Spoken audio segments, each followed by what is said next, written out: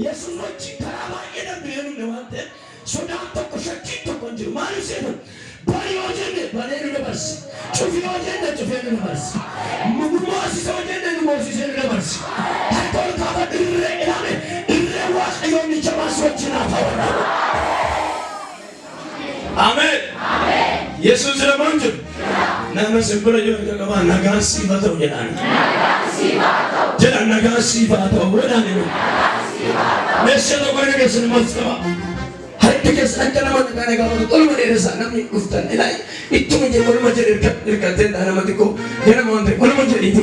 Saat yang mendupat ukana kami hari tu dia abitan kami sudah bersih. Naga dunia pun kami cuman deh. Orang makan.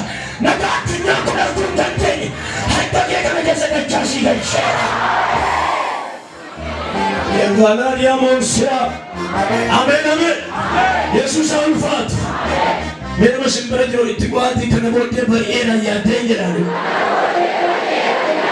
Jangan di kana bote bariera ya danger. Haleluya. Ayo kita jauh sini sah. Allah Tuhan jawab. Ulfina berjumpa. Selamat datang.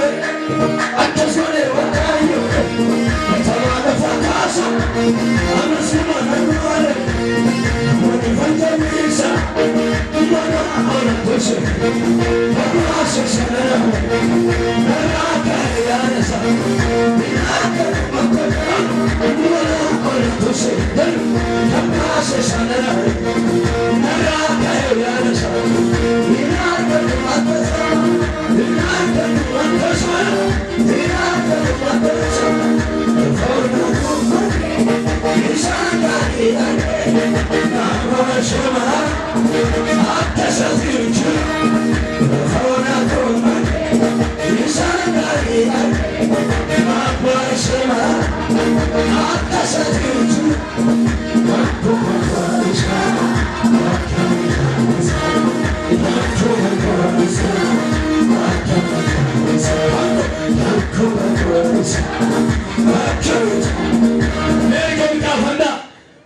Yeroo atasii waaqeffattu miilan nama tokko fintaa. Jalloonni garasii balbala hidhame boolla qotaa jirti balbala cufaatti fankee garuu karaa kudhan baname. Lubbuu shan afurii fintaa gaafadha. Achii cufaatti jir garasii garuu balbala shan siisaa jedha waaqayyo. Besaan ameera na dabalame. Achumatti akka nama maraatee miila keessanii socho'aati narraa banameera na dabalame. Miilaan molkaase kan addunyaa kana tolkaase laales. Akka joobraa. Akka dheessaa waasitti moo dheessaa hedduu bortara Samaariyaa duratti daakuun ba'ees kiiloodhaan hin gurgurama. Daakuu dubbii waaqayyoo dhaga'a. Dursa maatii dhuunfaa dubbii waaqayyoo dhaga'u waaqayyoof jiraachuu isaaf gajjachuudha malee wanti tokkoyyuu yaaddoon hin jiru. Akka ol kaafadha. Ilaan namoonni balbala cufaatti